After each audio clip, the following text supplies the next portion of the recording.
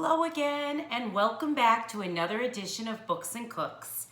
Today, or I should actually say tonight, I've chosen a story to help us celebrate Teacher Appreciation Week. Right now, it's Teacher Appreciation Week, and I'm sure all of you are so sad that you're not in school where you are able to thank your teachers in person for all the wonderful things they do for you throughout the year. But you can go online, or you can send a note in the mail or through email, or go onto Mr. Smith's weekly notice. And there's a place where you can thank your teachers virtually through the computer and let them know how much they mean to you. I want to share a story with you today by Patricia Falker called Thank You, Mr. Falker. Again, it's another longer story, but it has such an important message that I just felt like I really needed to read this book to you. I want you to sit back and relax. I want you to listen to the story, and I want to see if you could think about this character in the story, Trish, and see if somehow she reminds you of yourself. Maybe this happened to you before. Or if Mr. Falker reminds you of a teacher you've had. I want you to kind of put yourself in the shoes of the characters in this story and see if you can relate. And always think about those character traits that are being talked about throughout the story. This story is by Patricia Falker. I have to put my reading glasses on because it's late at night, and if I don't, I'm going to make a lot of mistakes. Thank you, Mr. Falker. I'll do my best to hold these pictures closer to the camera for you. The dedication page says, to George Falker, the real Mr. Falker, you will forever be my hero. So this was a real teacher, just changed his name a little bit.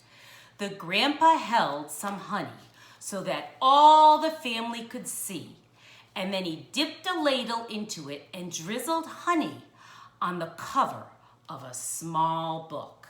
So he had some honey like this. I'll show you the picture in a minute. And he had a book cover like this. And I put a little plate here. And that grandfather, he drizzled some honey right onto the cover of the book like that. That's exactly what the author just said happened. The little girl had just turned 5. Stand up, little one, he cooed. I did this for your mother and your uncles and your older brother, and now I'm doing it for you. And then he handed her the book, and he said, taste. And she dipped her finger into that honey. And she tasted it and put it in her mouth. What is that taste? She was asked. And the girl answered, oh, it's so sweet. Then all of a sudden, the family all said in one single voice, yes, and so is knowledge. But knowledge is like the bee that made that sweet honey. You have to chase it through the pages of a book. The little girl knew that the promise to read was at last hers. And soon she was going to learn how to read. So she has to chase the knowledge through the pages of a book. Trisha, the littlest girl in the family, grew up loving books. Her school teacher mother read to her every night, and her red-headed brother brought his books home from school and shared them with her. And whenever she visited the family farm, her grandfather or grandmother read to her by the same fireplace. When she turned 5 and went to kindergarten, most of all, she hoped to learn to read. Each day, she saw the kids in the first grade across the hall reading, and before the year was over, some of the kids in her own class had begun to read. But not Trisha. Still, she loved being at school because she could draw. The other kids would crowd around her and watch her do magic things with her crayons. In first grade, her brother said, "Don't worry, you'll learn to read." But she is a good artist. She might not be able to read yet, but she's a good artist. Ooh, look at her face. She looks a little bit upset. In first grade, Trisha sat in a circle with the other kids, and they were all holding Our Neighborhood, their very first reader. And they were sounding out letters and words, and they would say, bet, oh, oi, boy, and look. And the teacher would smile at them when they put all their sounds together and they would get a word right. But when Trisha looked at a page, all she saw were wiggling shapes. And when she tried to sound out the words, the other kids laughed at her. "Trisha, what are you looking at in that book?" they'd say. "I'm trying to read," she'd say back to them. But her teacher would move on to the next person. Always when it was her turn to read, the teacher had to help her with every single word. And while the other kids moved up into the second reader and then into the third reader, she stayed back alone in the first reader, Our Neighborhood. Trisha began to feel different, and she thought she was dumb. I don't know if that has ever happened to you, where you feel like there's other kids in your class who are doing so much better than you. The harder the words got for the little girl, the more and more time she would just spend drawing. Oh, how she loved to draw, or just sitting and dreaming. Or when she could, she'd go for walks with her grandmother. One summer day, she and her grandma were walking together in the small woods behind their farm, and it was twilight time. The air was sweet and warm, and fireflies were coming up from the grasses. As they walked, Trisha said, "Grandma, do you think I'm different?" Of course, her grandma answered. "To be different is the miracle of life. You see all of those little fireflies? Every one of them is different." "Do you think I'm smart?" Trisha didn't feel smart. Her grandma hugged her. "You are the smartest, quickest, dearest thing I've ever known." Right then, the little girl felt safe in her grandma's arms. Reading didn't really matter so much to her anymore. So her grandmother just assured her that she was wonderful just the way she was. Trisha's grandma used to say that the stars were like holes in the sky and that the light of heaven was coming from the other side. And she used to say that someday she, the grandmother, would be on the other side where the light comes from.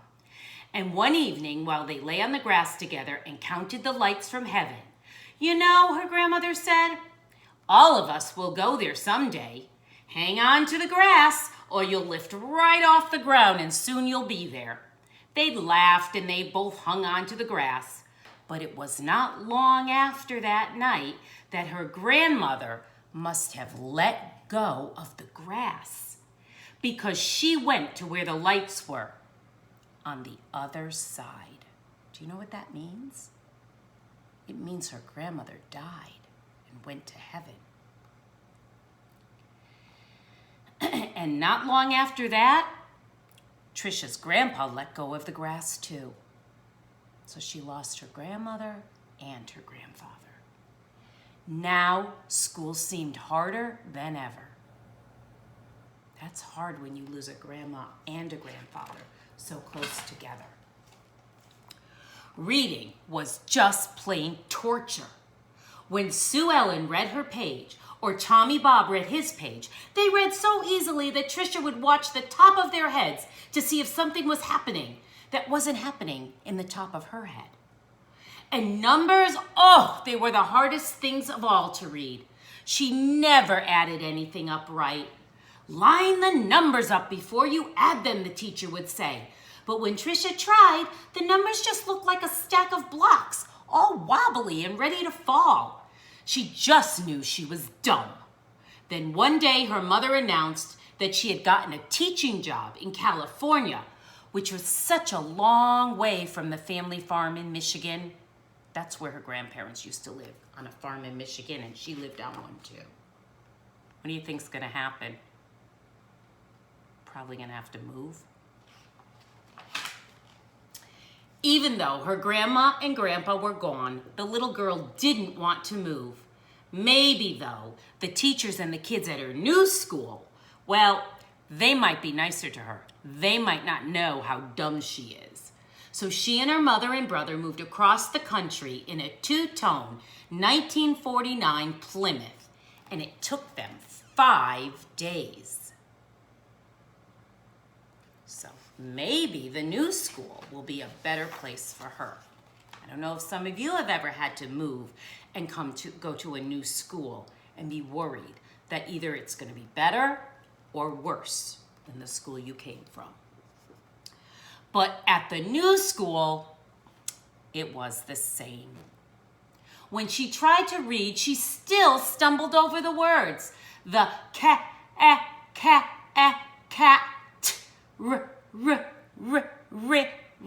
ran. She was reading like a baby in 3rd grade. And when the teacher read along with them and called on Trisha for an answer, Trisha gave the wrong answer every time. "Hey, dummy," a boy called out to her on the playground. "How come you're so dumb?" Other kids stood near and they laughed. Trisha could feel the tears burning in her eyes. Oh, how she longed to go back to her grandparents' farm in Michigan. You know, back when I was a little girl, there was a lot more bullying that happened than nowadays. I think people thought it was okay back, like, I'd say 50 years ago when I was 10 years old. We would get bullied and the kids didn't get as much trouble as they get in nowadays. I think kids nowadays understand that that's not kind and it's not okay. Now Trisha wanted to go to school less and less. "I have a sore throat," she'd say to her mother, or "I can't go to school today, I have a stomach ache." She dreamed more and more, and she drew more and more, and she hated school even more and more. Then, when Trisha started 5th grade, the school was all abuzz. There was a new teacher.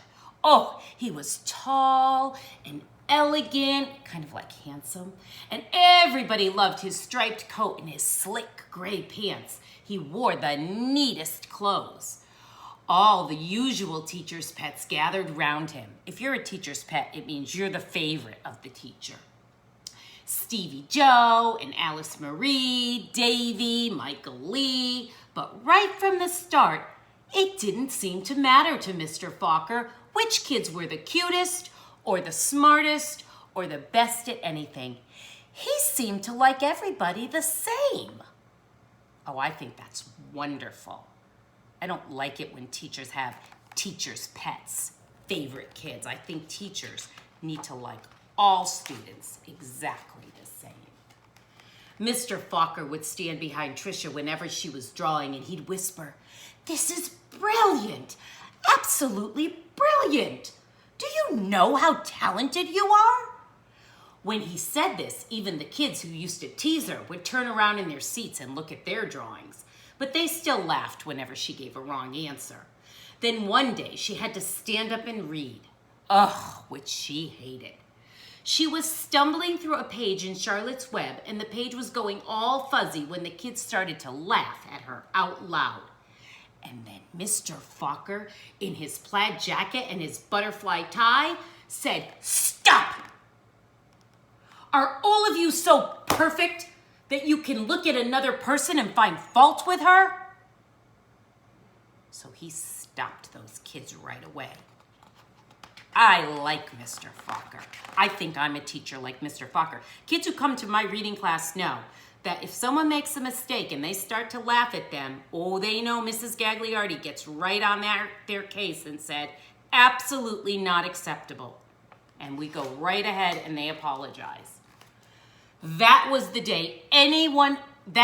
last day anyone ever laughed out loud again or made fun of her. All except for this one boy named Eric. He sat behind Trisha for 2 whole years and he really seemed to hate her. Trisha really didn't even know why. He waited by the door of a classroom for her and pulled her hair, and he waited for her on the playground and leaned into her face, and he would even call her Toad. Tricia was afraid to turn any corner for fear Eric would always be there. She felt completely alone. The only time she was ever happy was when she was around Mr. Falker. He let her erase the blackboards, and he only let the best students do that. He patted her on the back whenever she got something right, and he looked hard and mean at any kids who teased.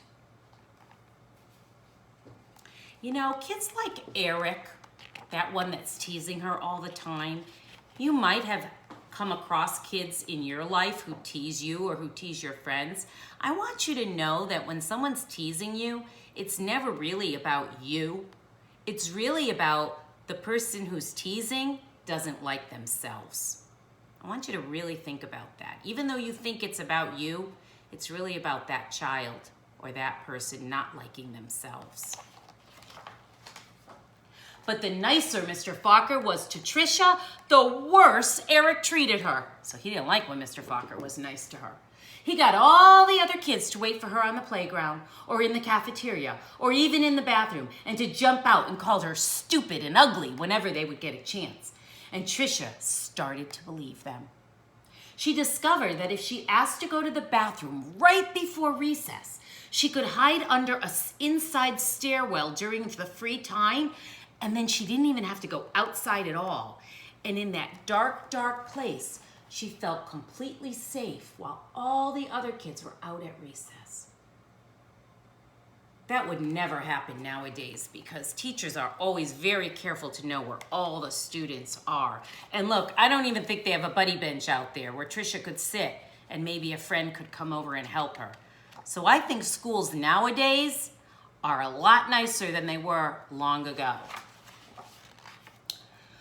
But one day at recess, Eric followed her to her secret hiding place.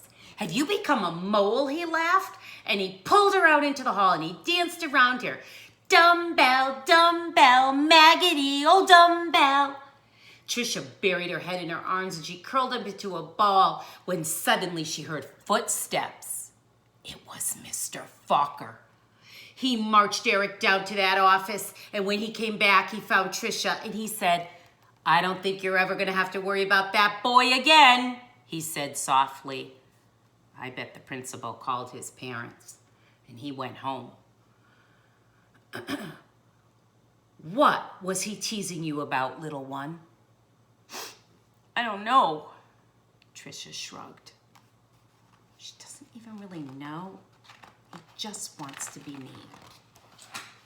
Tricia was sure Mr. Falker believed that she could read.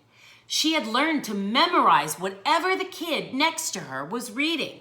Or she would wait for Mr. Falker to help her with a sentence, and then she'd say the same thing the same way he did. "Good," he would say.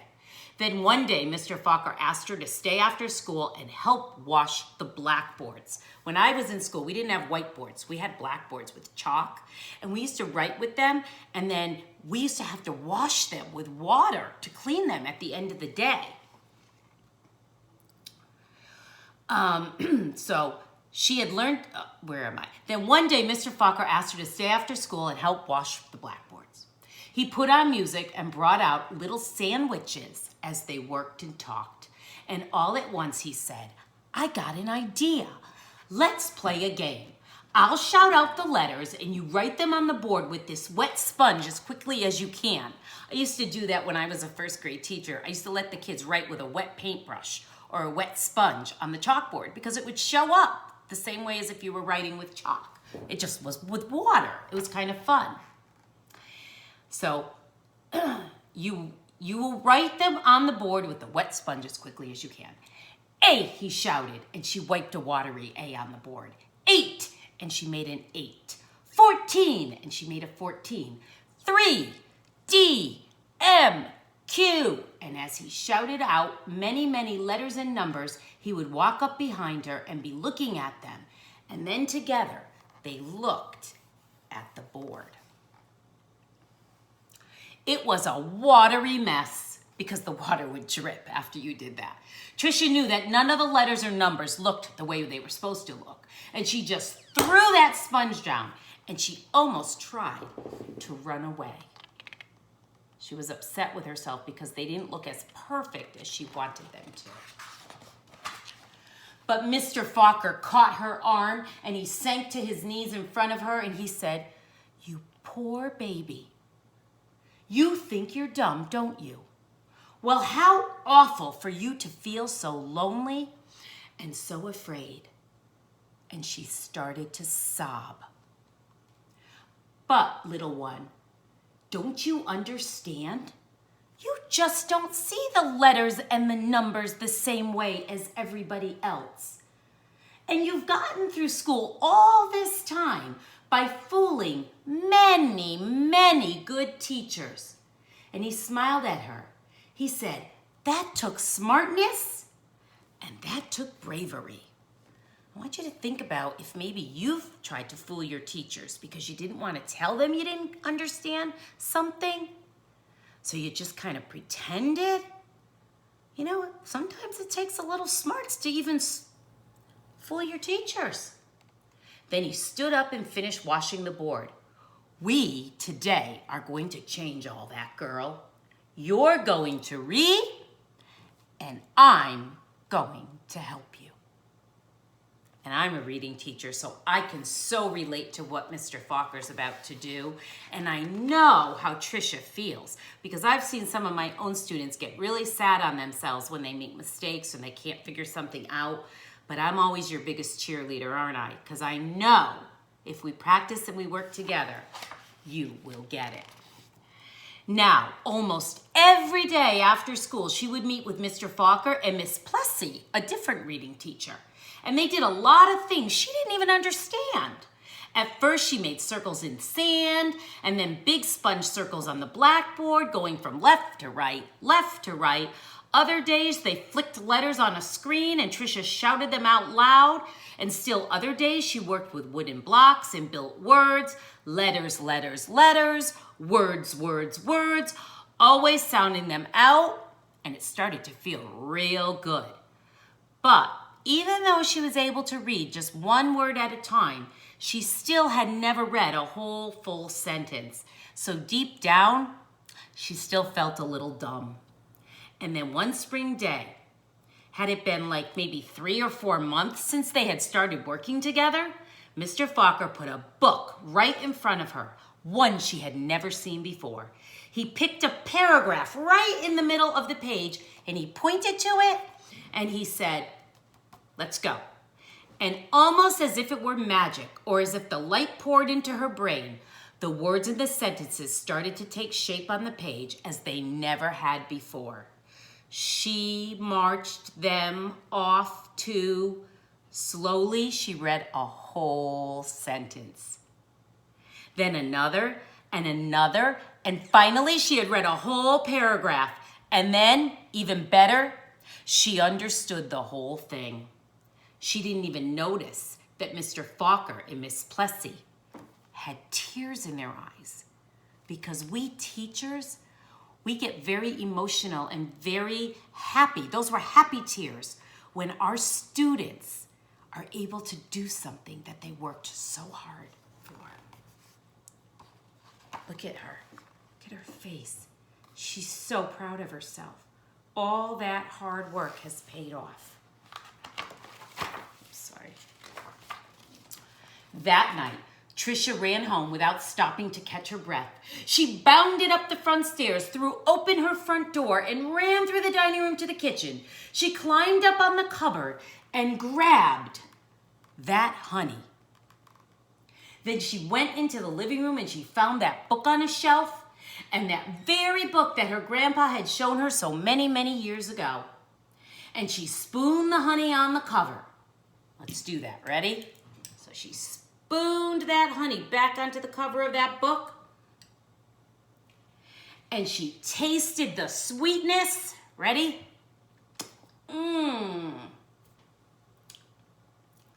And she said to herself, "This honey is so sweet, and so is knowledge. But knowledge is like the bee who made the honey. It has to be chased through, like the pages of a book." Then she held the book, the honey and all, close to her chest. She could feel happy tears rolling down her cheeks because they were now no longer tears of sadness. She was happy. So very, very happy.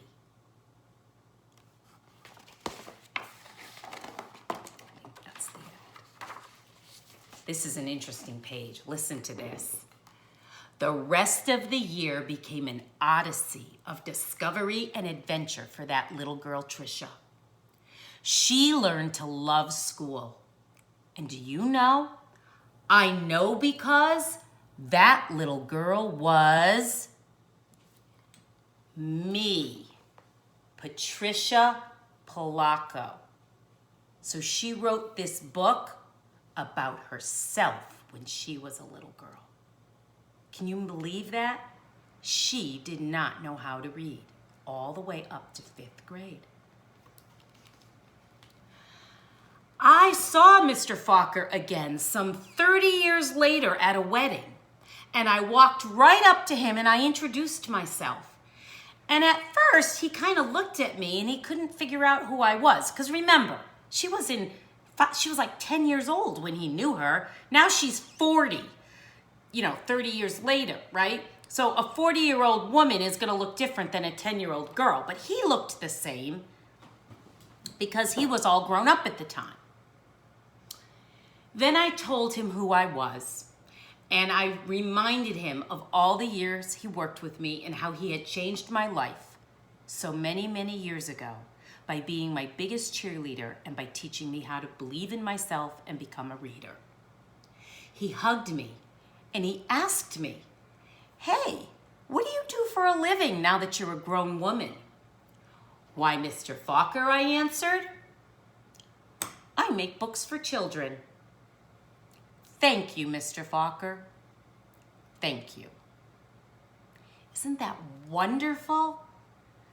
That to me is like so awesome that Patricia Falker wrote this story about how she felt dumb and she was teased as a child.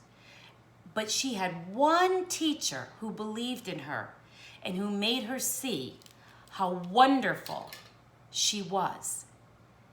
And she learned how to read, and then she became a children's author. So if any of you out there are thinking, I can relate to Trisha, I know what it feels like to maybe not be good at math or not be good at reading or not be good at writing or to be teased about something. You can win in the end, right? You can grow up and become anything you want. You can overcome all those obstacles. You just need to believe in yourself, and you need to have teachers along the way who believe in you. And I know so many of those teachers at Anna Reynolds believe in all of their students and children. And we're all here to help you. And so I think this is a wonderful book for Teacher Appreciation Week because she could write a note to Mr. Falker even now, right? I think Patricia's about 75 years old now. So I don't know if Mr. Falker is still alive, but if he was, this would be a great week to reach out to him and still thank him. And I would like some of you to reach out to your teachers this week and thank them, whether it's by a phone call, an email, a note in the mail, a picture, anything. Just pick a few people. Could be teachers you had in the past even. And thank them and let them know how much they mean to you. Because all of us teachers are thanking all of you for all the hard work you're doing with our distance learning program. We know how tough this is for all of us. So anyway, great story, right? Now, the cooking part. Oh, it made me think, gosh, there was no food in this book. So it wasn't like, oh, I have some theme of food that I can really cook around. Like when I used to do some of the other books, they actually had the food in it. But I started to think. I always tell you food is love. And I always cook for people I love and I care about. And then I started to think, what one food always reminds me of teachers. I want you to think about that for 1 minute. There's a specific food. I'm going to take this plate off, this magic book I have, that you always give it to a teacher. A blank for the teacher. Do you know what I'm thinking of? A blank for the teacher. Starts with a vowel. 5 letters. I so don't want to give it away because have I given you enough time to think about it? It's a saying. I have an apple for my teacher, right? Don't we always say that? You give an apple to your teacher. That's a saying, right? That's to show your teacher you really care about them. An apple for the teacher. So I put an apple in my magic book, and that is what we're going to use for our recipe today. Now I have to tell you, boy, do I have apple recipes. I know how to make apple muffins, apple pie, apple cake, apple sauce, apple fritters, caramel apples, candy apples. Oh my gosh. I mean, honestly, this was gonna be hard for me because I know so many apple recipes. And I know how to make apples taste good just raw like this by making a dip for apples. But I wanted to think about something that you could make as a kid that wouldn't require too much cooking or any hot oil. I really wanted to do apple fritters, but that requires hot oil on the stove. So any grown-ups who are watching, I'll be doing that on my Facebook Live cooking soon, in case you want to watch me make it and then you can do it. But I thought you could make an apple treat that you can then give to a favorite teacher, okay? Because you know me, gotta give it away to show someone you love them. So I thought I'll teach you how to make apple crisp, right? Pretty simple. And I'll share some of the fun gadgets I have in my kitchen. All right, so went into my refrigerator and sure enough, I have some apples, okay? They're actually starting to get a little bit soft. So I have a choice. I can start turning some of these into applesauce or apple pie, or I could cut them up and start eating them. But they always make a great apple crisp when they're starting to get a little bit soft, okay? They must have been in there for quite a few weeks. All right, I'm gonna show you one of my nifty gadgets I have here. This thing on the counter, it's an apple machine. Do you see this? Whenever I'm out at I think it's Odd Job it's called, or Job Lot. I always get them confused, but I think it's Odd Job. They sell these for $9.99, and whenever I see this on the shelf, I grab it and I put it in my gift cabinet. I have a gift cabinet. Because sometimes when I want to give somebody a gift, if I want to make them an apple pie, I sometimes want to give this away with it, just because I think this is so much fun as a fun way to cut an apple, all right? So you could actually just take an apple, if you don't have this nifty gadget, which I'm going to show you how to use in a minute. And in order to make apple crisp, you have to peel the apple. So you could use a knife. It could be a plastic knife if your moms and dads cut the apple for you and then, get the skin off. Or you could let your moms and dads do this part of peeling the skin away, right? And you could get really good at it. And you could just peel the skin away this way, okay? And when you get all the skin off, then you're going to chop the apple into pieces, okay? Into little pieces, about the same size, cube it. That's one way to cut your apple for apple crisp. But this fun way is to use this machine. Now what I need to tell you is, your apple has to be a good, round size, like this, okay? If it's one of those funnier shaped apples, like a Granny Smith, it doesn't always work well on this machine. But it still is fun to watch, okay? So you put your apple, let me see if I can move this over like this, and you put it on this machine right here. All right, I'm gonna hold it down, I'll clamp it. And then you just start to turn. And as you turn, it's going to peel and slice the apple at the same time. Now this one started to not peel this part, so I gotta get it going backwards, okay? When it gets a little bit big, sometimes it doesn't always peel it. And then look what happens. Oops. It cuts the apple like this, which is a really fun way to eat an apple. So that's like an apple peeler.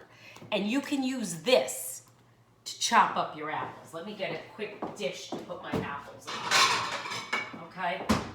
So that's one fast way to peel apples. And if you ever get any with a little bit of skin on it, you could just remove that part. Or you could actually put it into the crisp. It really is not a big deal if you get a little bit of skin on your apple, okay? Then you want to chop your apple like into quarter-sized pieces like that, okay? So I was like chopping my apple up like this, okay? And you chop them in half and then in half again so that they're more like bite-sized pieces like that, okay? Now, since I want to give this away, you could make a big tray of apple crisp in any size pan you want, or I like to use these jars because then you give them away. These are those canning jars. You could use a big one, you could use a littler one. This I had blueberry jelly in, but when I was done with the jelly, this is a good jar to use also. As long as you can bake in it. Make sure it's a Pyrex jar that you can bake in, okay? And these canning ones are for sure jars you can bake in, and this one too. So what you want to do is you want to put a little bit of spray, butter spray, or you could take a stick of butter if you have it. This one's nice and soft, okay? And you could just put it inside, and you just want to put a little bit of butter just kind of around the outside of your jar. You just want to butter it a little bit, okay? Then you want to get all your apple pieces in. It's that simple, because we're going to give this away, so I like to cook it in these jars. Now, if you want, you could just cook it in like a little pan if you want to do it like that. Or like I said, a nice big tray if you're going to keep it for your family. Doesn't mean you have to give this away, but it's a fun little apple. An apple for the teacher, but a little bit different. It's more like an apple crisp for the teacher. And what you do is you fill up your jar, and you really want to fill it as high as you can, and then really press it down. You know why? Because when you bake apples in the oven, it's going to end up like squishing down like applesauce. All right? So squish those apples, get all that air out so that you're going to get as much apples in your jar as possible. But you got to leave room for the crisp on the top. If you want, you can put some crisp on the bottom, a few apples, a little layer of crisp here, a few more apples, and then leave a space for some crisp at the top. And this is how you make your crisp, okay? So you could do as many apples as you want and fill them up, okay? So that's really fun if you have this little gadget. If you don't, you're just gonna chop your apple up this way, just don't use the core. All right, then you're gonna take 5 tablespoons of butter, and you wanna get it kind of melted, all right? And then you wanna take half a cup of flour. I already measured everything. Usually when I bake, I like to have everything measured and ready to dump in. Half a cup of flour. I used whole wheat baking flour, make it even more healthy. Half a cup of oats, which are just like oats that you'd use for oatmeal. In that goes. 3/4 of a cup of brown sugar. In that goes. A teaspoon of cinnamon. There's your cinnamon, okay? So this time I'll measure. I don't always measure, but I'll do it for you today. And then like a 1/2 or 1/4 of a teaspoon of nutmeg. Nutmeg is a spice that's a little bit stronger than cinnamon, so I never use as much nutmeg. It's a little more bitter. So I'm gonna just use I'm gonna go with a 1/2 of a teaspoon of nutmeg, okay? That's it. That's your crisp topping. And then all you do is you just mix it all together. Now, it's super simple if the butter is all, if I hold it like this, if the butter is all melted, then it really, really mixes really easily. All right, let me move this for you guys. I'm gonna move the apple machine so I don't have to move the camera on you. All right, now you can see it, okay? And if the butter is totally melted, it's gonna mix into a nice, easy crisp, okay? So get your butter totally melted.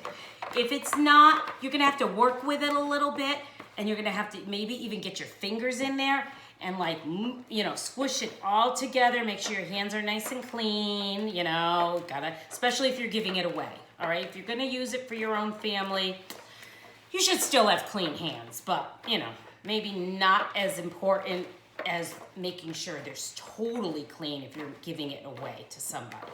All right, look, let me show you what's happening. This one, now if it's a little dry, because maybe I added too much flour or something, just add a tiny bit more melted butter, okay? But if I worked this a little bit more, it will come out and look like this. There it is, okay? It's a crumbly topping, but it holds together, all right?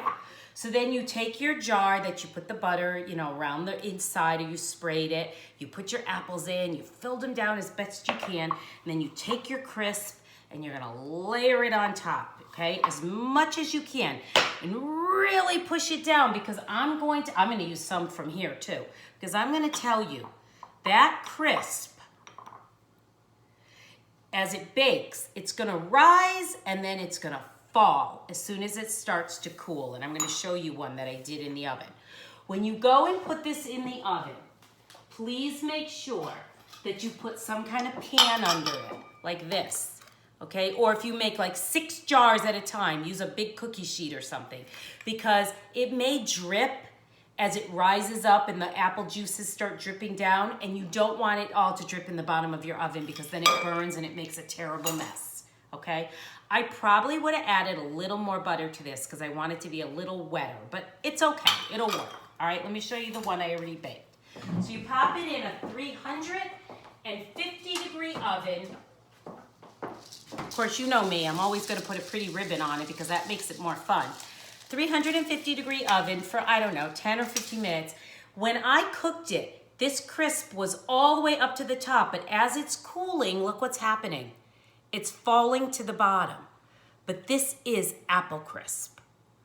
And I could eat it one of 2 ways. Let me wash my hands, okay?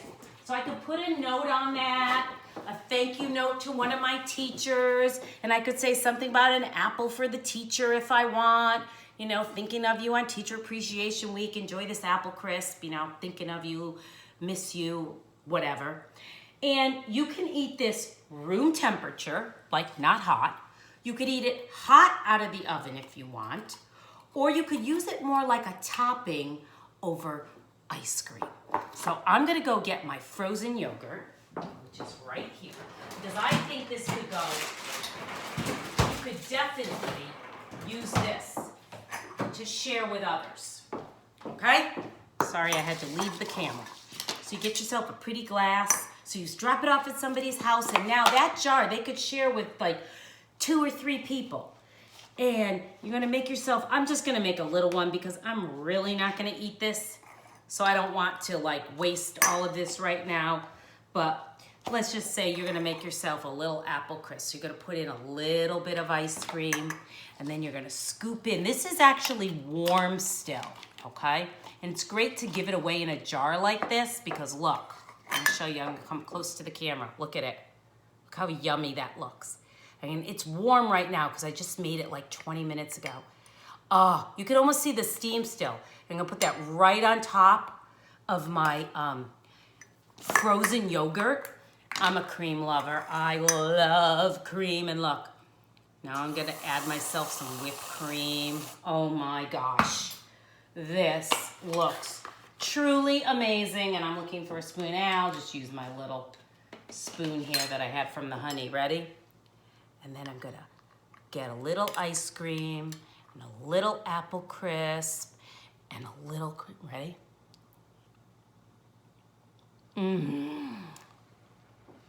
It's so good.